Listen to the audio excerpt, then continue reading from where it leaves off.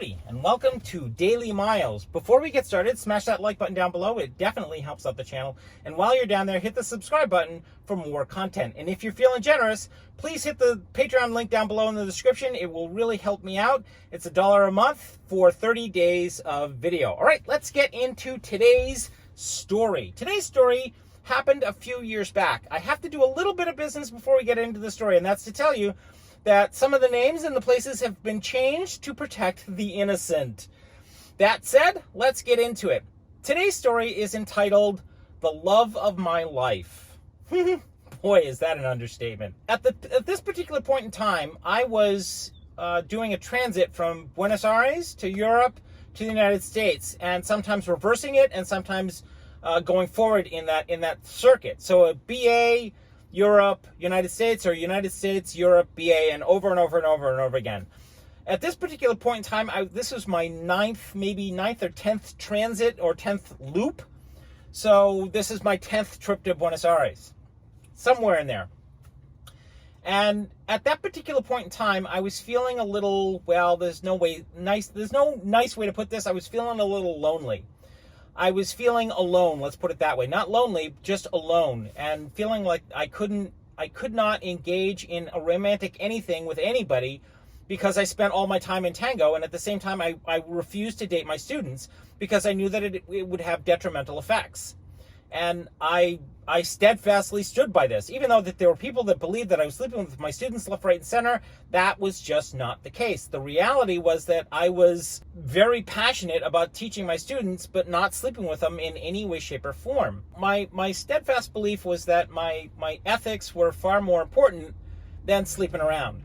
And I'd been holding this belief for a long time because I'd seen the effects of what happens when a teacher crosses that line, and I did not want to be that guy or that teacher. Not to mention, if I started sleeping around or sleeping with my students, then that would get around to my students that I was trying to sleep with them, and that would completely undermine any and all efforts that I had when I was trying to teach them, because in the back of them, especially my female students, that they would have this belief that, you know, anything that seemed a little untoward would feel like that I was trying to get them into bed, and I did not want to have that discussion. I didn't want to have that fight with them.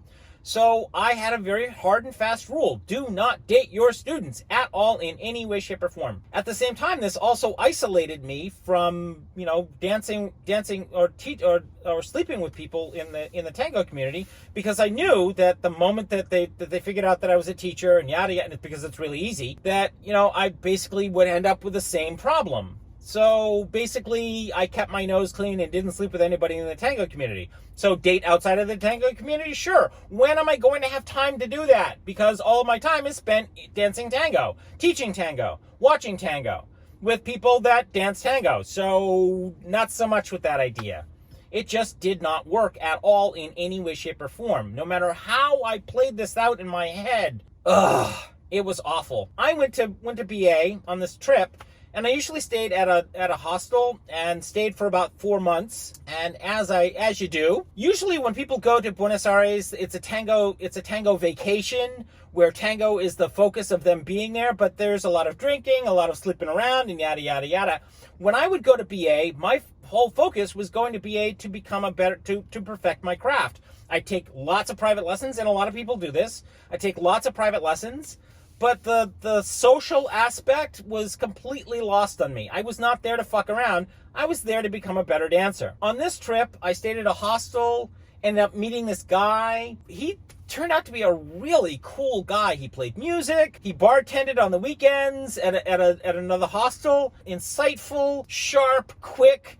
And we ended up hanging out a lot, basically. So for that 4 months that I was there, we hung out maybe 3 or 4 days a week, and I tried to get him into tango. That just didn't work. But I'd go and listen to him play and hang out at the bar, even though I didn't drink. He would make me cranberry juices, that put it into a wine glass, and that would, you know, make people believe that I was drinking alcohol. And he was on a mission at that point in time, and the mission was because we had this constant discussion of my ethical quandary. How do I meet somebody who's not in tango? His mission was to get me to find me a woman, and it failed. because, I'm me. Mostly because I didn't spend a whole lot of time at the bar. I was like, okay, gotta go. I got private lessons. I gotta go dance. But I'd occasionally hang out at the bar and we chit chat. But the ethical quandary, the discussion that we had, 95% of the time, aside from, everything else that was going on, which was, Miles, you need to relax a little. You need to step outside of your ethical quandary. You're an amazing man with an amazing heart. And you have this spirit inside of you. Unfortunately, you wall it off so that nobody can see it. And you need to let it out. And I'm certain that any woman that gets a whiff of that, just a tiny little taste of that, she'd be amazed with it. Now, I'd heard this before from other people, but here it is coming from a guy, and he's telling me basically the same thing. And I'm like, great, but I can't meet anybody. So fast forward a few weeks in time. It's about 2 weeks before I'm scheduled to leave, and I go to La Viruta one night, and I should point out to you, La Viruta is the late night Milonga in Buenos Aires. Milonga started at about 7 classes, from 7 to about 9, and then social dancing begins at 10 o'clock, and then goes until about 6 a.m. in the morning. Yeah, you heard that right, 6 a.m. in the morning. This night, what usually happens is that the tourists all leave. They all gather by 11 for the performance, by midnight, and then they're gone by 2 a.m. This night, the tourists all leave, and I'm sitting there at my table all by myself, and I'm looking around the room to see, who's left before, all the old-timers come in and most of my friends show up. And this woman passes by my table. She winks at me, and I'm like, oh, shit. And I hadn't seen her dance yet. To make a long story short, we ended up dancing together and had a lovely time. Oh, my God, she was so much fun to dance with. She ends up sitting with me at my table. We end up talking. And come to find out, she's a teacher in this tiny little country that we'll call Country A, in Europe. And she says to me, I'm trying to put together a circuit of teachers that will come to my home country, teach for a week, and then disappear. And I'm trying to, put together at least 10 or 15 of those types of teachers. Would you be interested in doing that? I said, what makes you think I'm a teacher? She said, because I've watched your YouTube channel and I've seen your webpage, Miles. I know when I'm talking to a teacher. I'm like, okay, got me. Okay, you win. We agree to some basic terms, and then we get together later on in the week to hammer things out. We put together a schedule of classes for a weekend workshop, and schedule some dates, and we're good to go. So she leaves, and then about 2 weeks later, I leave. I head to Germany, do my stuff in Germany, and then I head off to Country A. So she picks me up at the airport, and the next morning I have a full day of privates, like 7-8 privates in that day, and then the next day, and then the next, basically 4 days of full privates. There must have been like 40 privates. I was like, oh my God, this is insane. This is great. I love this. And I don't have to work. I mean, I'm working like the entire day, but it's so much fun to do that. Day 4, the morning of day 4, and this is before my weekend workshop, she says to me, this is your schedule of private lessons this morning. Go downstairs, get yourself ready for, let's have breakfast, but come back upstairs ready to work. So I should point something out to you. She owns a house out in the country. It's a double-decker. On the top floor, she has her apartment. On the bottom floor, she has a secondary apartment that she rents out, but it's not being rented out at that point. And I have this little bedroom, but the rest of the space is basically open space that I'm using as a private lesson space, and it's great. The floors are amazing. What ends up happening is I come upstairs, and I'm like, okay, so where's my first private lesson?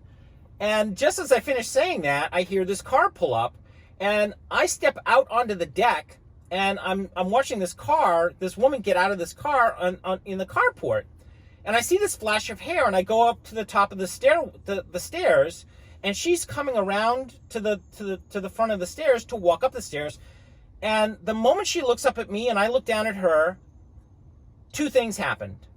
1, I lost all semblance of reality in that moment. And 2 is I had to hold on to the railing. Years and years and years and years ago, when my grandmother was on her deathbed, she said to me, something is going to happen to you. And it's happened to all the members of our family. And I want to tell you about it because your mother may not have told you. And I said, what's that? And she said, there will come a person in your life. Now, they may not spend the rest of their life with you. They may leave, or something else may interfere with it. But you will meet someone, and when that happens, that what will happen to you is that every fiber of your being will scream at you that this is the person for you. And I said, what makes you say that? She said, because it happened to your mother with your father. It happened to me with my first husband. It happened with my father and his wife. And it happened with his mother, and so on and so on. Every member of our genetic family has had this happen to them. I was like, oh my God. I don't believe it, but oh my God. And at the same time, you know, you hear this romanticized meeting of two people where it was so amazing and yada, yada, yada, yada. And then the music swells. Yeah, right. You know what? I always thought that was bullshit. It was romantic crap. I don't think it's romantic crap anymore because it actually happened to me. Because in that moment, when she turned to face me and walk up those stairs and smiled at me, I knew. There was no hesitation in me. I knew that that was her.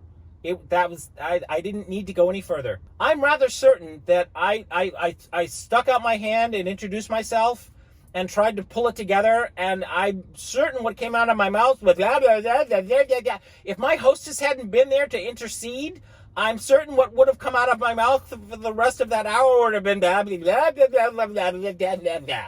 As it turns out, her English was terrible, and my enter native language there was absolutely abysmal. So for the next hour, I was the consummate professional. And as it would turn out, she would later tell me that she had no idea that I had had that reaction because I quite literally stuffed it down behind my veneer that I had practiced hiding behind for years. The private lesson ends, and I was the perfect consummate professional. I did nothing untoward to her, but every single time that she breathed, that she moved, it was every fiber of my being is screaming at me, this is her. She leaves, the private lesson leaves, and I've got another half an hour between that lesson and the next one. I go back upstairs, I hand her, my hostess, the money.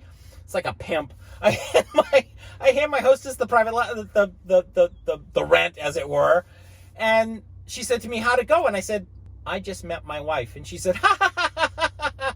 I said, no, I'm serious. She's like, really? I said, yeah. She said, I got bad news for you, Miles. I said, what's that? I said, she said to me, she's engaged to be married. I said, really? Yeah, not. No, that's her. That's my, we're going to get together. She's like, right, okay. So I do my weekend workshop, and this girl is in my mind. I can't get her out of my head.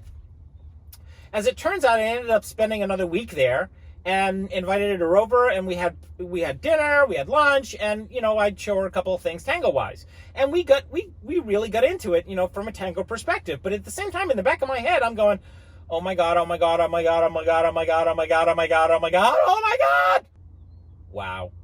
Wow. She was just wow. Her English was horrible, and my native language was absolutely abysmal, but we ended up becoming friends.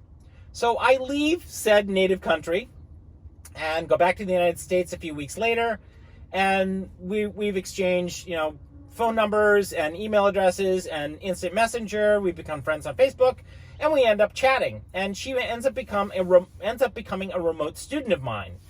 And I do my level best to help her out to becoming a better dancer. And again, consummate professional. At no point in time did I cross the line, or at least the line I had in my head. And to my credit, she actually pointed this out to me. She's like, you're not trying to sleep with me. And I said, no, I'm not. I'm trying to help you out, which is the truth. I really wanted her to become a much better dancer than she was. She was already pretty good, but she had all the earmarks to become an absolutely stellar, amazing dancer. About 6 or 8 months goes by, and we're chatting at least 2-3 times a week. She messages me, do you have time to chat? And I'm like, sure, of course I have time to chat with you. What's up? And she tells me, how do you tell your romantic partner that you don't want to be with them anymore in Tango? I said, you tell them what you just said to me. She said, is there something special I need to say? I said, well, first of all, why do you want to do that? And she said, because I don't want to be with him anymore. And he's just being destructive to my Tango health. I was like, wow, okay. I said, dude, is this something you want to do? I said, I don't want to pressure you to do something you don't want to do. She says, no, I'm done with him. I don't love him anymore. I said, okay, well then, here's what you need to say and how you probably want to say it, but you want to phrase it in such a way that, it doesn't hurt his feelings, even though it's going to hurt his feelings. So she calls me up 2 or 3 days later and says to me, it's done, and great, lovely. So things move on. About 6 months goes by. I'm back in said native country, same deal as before, a whole bunch of private lessons, weekend workshop, fewer participants in this workshop, and she ends up taking a whole bunch of private lessons with me, and nothing happens at all in any way, shape, or form. Another 6 months goes by. I'm in Germany again, and I get a call from that hostess, and she says to me, listen, I have a milonga on Friday night, and at the same time, I have one of my teachers that was supposed to be here this weekend can't be here. Can you come and teach in their stead? I'm like, sure, I can do that. So I go up, a few days early, and then get there. She picks me up. And then I go DJ her milonga. Wow. At that milonga, said girl shows up. She comes in, she sits next to me. We end up talking, laughing, having a great time. And then we dance around the room a couple of times, do a couple of tandas. A tanda is 3 songs by the same orchestra in the same genre or style of music. We end up doing more than a few tandas together. We sit down, we end up talking, we end up, having a couple of drinks. She drinks, I don't. And then somewhere near I'd say about 1 a.m.-ish, I'm supposed to, start shutting down, cooling them down. There must have been like 40 or 50 people left in the room. I calm things down and turn down the lights a little bit, and I take said girl out onto the floor, and we're dancing around and having a nice time, and she says something to me that made me go, okay, yeah, she's right. So in between the songs, she says to me, I'm not a student of yours anymore. I said, what? She said, yeah, I'm not a student of yours anymore, just so you know that. I said, you're right. You're not a student of mine. I said, but why do you say that? She says, because you're almost never here. She was right. We walked off the floor, and instead of going back to the DJ station, I walked her, into one of the ante rooms to talk to her. And I looked at her, she looked at me, and I hugged her. And that hug turned into a kiss, and she kissed me back. I'm going to stop right there and rewind the story a little bit. This story is not about her kissing me or me kissing her back, or what would happen next, because that's part 2. The story is about that moment in time when she came up the stairs. In that moment, I knew that she was the girl for me. The moral of this story, if there is a moral to the story, it's this. I had this preconceived notion in my head, a firmly held belief that I could not and would not ever engage in a romantic anything with anybody in Tango. And then she walked into my life. Any idea that I had of that actually, panning out, went out the window when she came up those stairs. Which is to say this: the best laid plans of mice and men all go right out the friggin' window. Life will turn on you in a dime, and something so amazing will happen that you cannot even conceive of it. I was so firmly and steadfastly holding on to my belief that I could not see the forest for the trees when it actually happened. But when it did actually happen, I knew something had happened because I couldn't focus on anything else. Every single cell in my body screamed at me, this is your her. All right, kiddies, that is the story for today. Thanks a bunch for watching. I appreciate your time, your patience, and your patronage. If you like this stuff, do me a solid. Smash that like button down below. It definitely helps out the channel. And while you're down there, hit the subscribe button for more content. And if you're feeling generous, please find the Patreon link down below in the description. Click that and subscribe for $1 a month for 30 days of video. Thanks a bunch for watching Daily Miles, and I will see you in the next one. Bye!